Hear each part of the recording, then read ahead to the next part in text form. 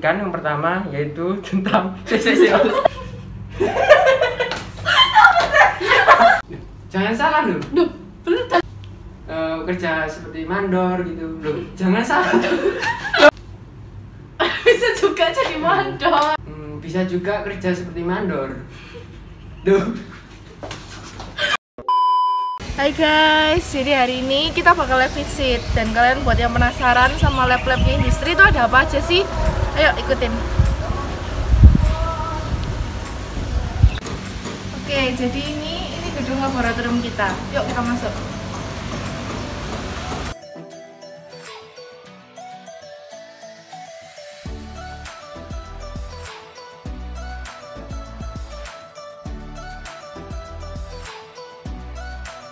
Oke, jadi kita udah sampai di lab CAD/CAM kita. Biasanya di sini banyak mesin, kayak ada 3D printer, terus habis itu mesin laser dan lain-lain. Yuk kita masuk.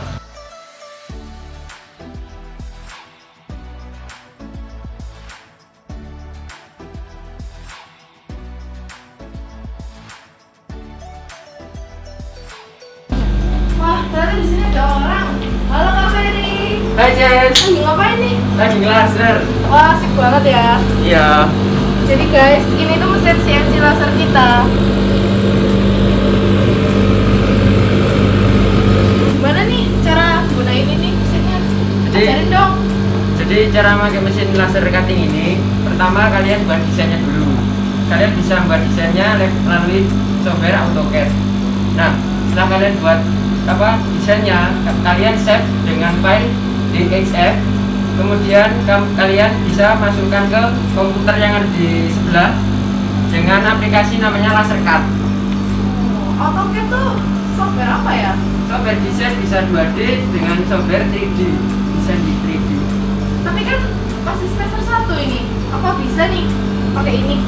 Oh, jelas bisa. Kita di semester 1 sudah diajari desain 2D maupun 3D dan sudah diajarkan di praktikumnya menggunakan alat laser cutting ini. Oh, berarti asik banget ya, semester 1 udah bisa bikin kayak gini ya? Iya, kita di teknik industri di semester awal aja sudah dipersiapkan untuk siap kerja gitu. Oh. Diajari. Gimana nih cara itunya, pakainya? Langsung aja kita ke komputer sebelah. Jadi guys, Kak Ferry bakal ngajarin kita nih gimana caranya ngoperasiin mesin CNC laser itu. Yuk, ikut. Nah, jadi cara ngoperasiinnya ini di sini sudah ada desain. Ini desain kayak semacam kipas tempat kipas 3D print kita buat sendiri karena kebetulan lagi rusak ininya. Ini desainnya sudah, kita di sini bisa ngatur speednya sama powernya berapa. Kemudian kalau sudah, kita langsung ke ini mencet start ke mesin lasernya. Oke, yuk. Ini dicek dulu, bisa kita pencet edge. Nah, kemudian kalau sudah tahu ukurannya, kita tutup. Kemudian kita pencet start. Setelah kita start, kita tunggu hasilnya sampai hingga selesai.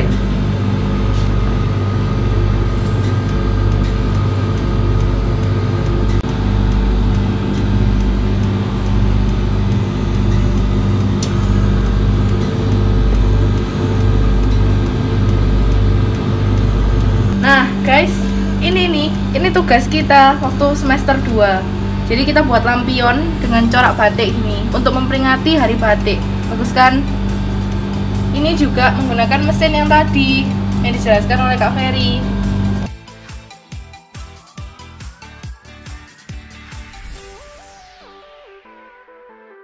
Ini sudah selesai, kita bisa ambil. Cara kita potong dulu. Ini desainnya kita sudah jadi. Terus ini di sini hal yang perlu diperhatikan yang pertama yaitu tentang ukuran, yang kedua itu tentang toleransi ukuran. Toleransi ukuran itu apa sih? Nah, kamu kan di semester awal, mungkin sudah tahu apa yang dimaksud dengan toleransi ukuran? Ini ya, ukuran yang masih diizinkan atau masih diterima gitu loh. Nah, tepat sekali. Karena kenapa kok masih kita harus memperhatikan toleransi ukuran? Karena supaya antar part-part ini bisa masuk ke bongkar pasang. Ke bongkar pasangnya itu bisa langsung, ibaratnya itu langsung klek gitu loh, masuk ke supaya bisa barangnya. dirakit gitu ya. Betul, menjadi 3D.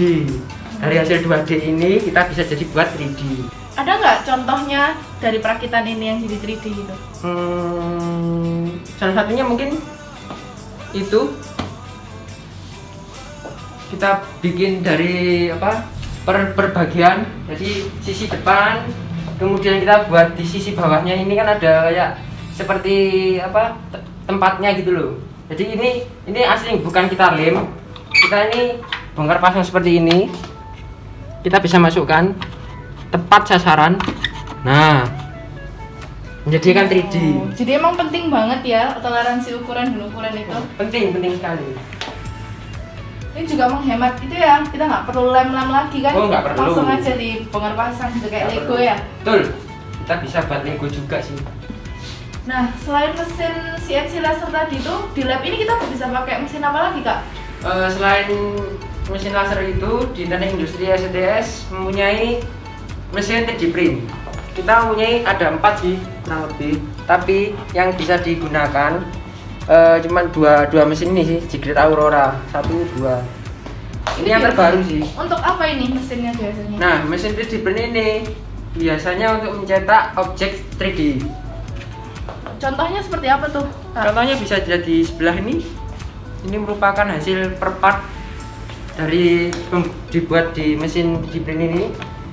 Cara desainnya juga gampang, caranya juga sama. Kita desain melalui software AutoCAD, kemudian kita bentuk menjadi 3D, terus kemudian kita save di apa namanya, save berupa STL. Kemudian setelah kita rubah STL, kita rubah ke softwarenya mesin 3D print, yaitu berupa G-code. Kemudian kita langsung masukkan ini ke apa namanya ini loh, memory card. Langsung kita masukkan, langsung dicetak. Oh, hasilnya besar banget ya kak ya? Ini nggak seluruhan gini, kita jadi perbagian di bannya sendiri, terus kemudian bodi depan, bodi belakang, dan ban belakang. Kemudian kita jadikan satu seperti ini. Berarti dari mesin ini kita bisa menghasilkan barangnya sebesar gitu. Kalau sebesar kakaknya bisa nggak? Oh, bisa sekali. Bisa ya kak ya?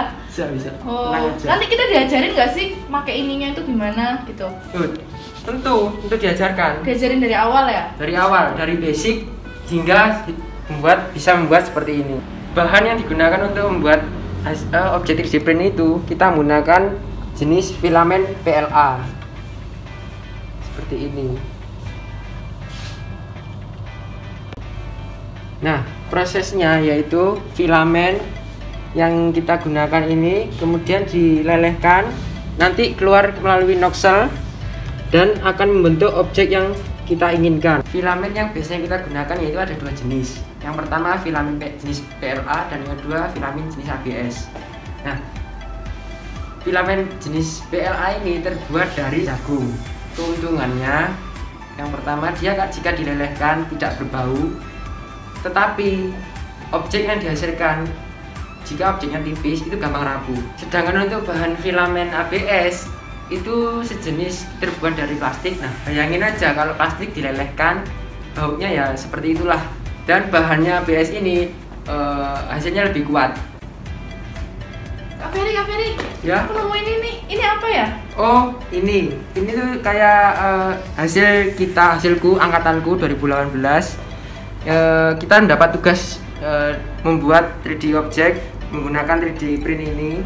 Kita diajari di semester awal, disuruh membuat tugas ini. Oh, jadi semester awal udah bisa buat ini ya? Oh iya, keren banget ya. Kalau ini tadi pakai filamen apa? Filamen PLA ya. Ini sempat juga masuk ke berita loh. Oh ya? Iya, diliput oleh media gitu. Asik dong ya. Semester awal udah terkenal.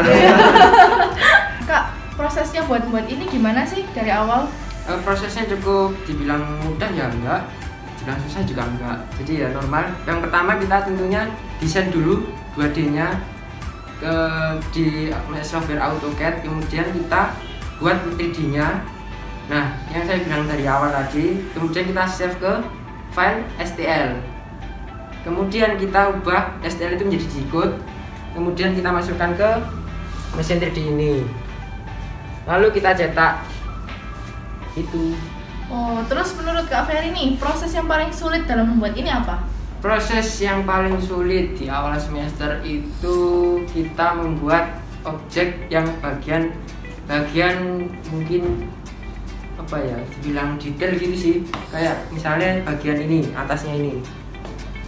Ini kan aslinya ada kayak miring, ada yang apa objek miringnya gitu loh. Itu yang susah juga. Kita harus mengakali lah gimana supaya membentuk seperti yang aslinya gitu. Oh, tapi waktu mencetaknya itu sulit gak sih Kak? Mencetaknya gampang kalau sudah jadi apa namanya file jikut gitu. Iya, satu lagi yang susah. Apa nih? Mumpung aku ingat. Nah di sini kan kita nggak boleh, sama dosenku itu nggak boleh kayak dilem gitu. Nah caranya gimana? Caranya itu dengan cara assembly lagi, bongkar pasang lagi. Kita harus membuat konektornya itu supaya masuk ke antar bagian itu yang susah. Mengepasin ukurannya itu kita harus sering uji coba, trial and error istilahnya. Nah, tadi kita kan udah keliling-keliling lab nih Kak. Nah intinya nih kita mempelajari mesin-mesin semua ini nih, manfaatnya apa sih? Manfaatnya tentu saja banyak sekali ya, terutama nanti kalau kita terjun ke dunia kerja itu kan terpakai gitu loh skill kita. Kan kalau di sini kan mesinnya masih kecil seperti ini. Nah kalau di dunia kerja nanti kan otomatis alatnya jauh lebih besar. Nah paling enggak kan kita kan di sini sudah punya bayangan gitu loh. Jadi pas di dunia kerja itu kita nggak usah kaget gitu loh. Kita paling tidak udah tahu kayak seperti kayak yang di lab, yang tak pelajari di lab kemarin. Ngobrolin dunia kerja nih Kak, banyak tuh orang tuh yang masih penasaran nanti lulusan teknik industri STTS ini kerjanya apa sih? Kerjanya di teknik industri ini cukup luas ya. Salah satunya itu bisa jadi HRD, bisa jadi supervisor di bagian produksi gitu, seperti quality controlnya atau bagian PPIC-nya seperti itu. Bisa juga kerja seperti mandor. Jangan salah loh, kerja mandor itu bisa penghasilannya lebih tinggi daripada kerja yang judulnya itu lebih keren gitu, pakai jas, gajinya bisa lebih tinggi, mandor proyekan gitu. Oh gitu ya.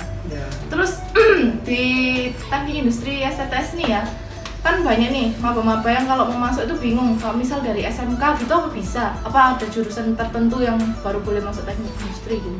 Dari jurusan manapun jujur bisa sih, kayak dari jurusan maupun IPA, IPS, SMK. Temanku aja ada yang dari jurusan IPS masuk teknik industri. Selain itu kita juga bisa kerja sebagai CAD/CAM engineer, terus juga desain interior seperti membuat desain interior ini, lampion ini dibuat di pajangan di ruangan-ruangan itu, kita kirim ke kafe-kafe mungkin, terus ke kantor-kantor buat dipajang di front office-nya seperti itu. Oh, berarti luas banget ya lapangan kerjanya di teknik industri ini. Keseruan-keseruan yang Kak Ferry rasain selama kuliah di teknik industri STTS ini apa? Keseruannya tuh banyak ya. Kita kuliah itu nggak melulu di kelas gitu. Kita juga bisa melakukan kegiatan di luar kelas seperti kunjungan pabrik, terus mengadakan acara seperti Go Green, workshop kopi, workshop pizza seperti itu. Seperti di lab ini Jess, kita bisa memakai setiap alat-alat lab di sini, tapi dengan menggunakan prosedur dan bertanggung jawab makanya. Nah, dengan menggunakan alat lab ini kita bisa membuat objek yang kita bisa jual. Iya juga ya, bener ya, kita bisa bebas berkreasi. Oh ya, dari workshop yang tadi Kak Ferry bilang itu, aku jadi inget nih, dulu yang waktu workshop Go Green, itu dari situ aku belajar gimana sih kita ini bisa menjaga lingkungan. Apalagi kalau misalnya kita kerja di pabrik-pabrik itu kan banyak limbah nih, gimana sih supaya kita tuh bisa menangani limbah itu supaya nggak jadi dampak yang buruk bagi masyarakat sekitar, lingkungan sekitar gitu. Ya benar, betul banget. Iya. Oke deh, terima kasih ya Kak Ferry atas waktunya. Ya sama-sama Jessica. Next kita kunjungan ke lab workshop ya. Oke, ditunggu kedatangannya. Oke, makasih. Sama-sama. Dadah semua. Dah.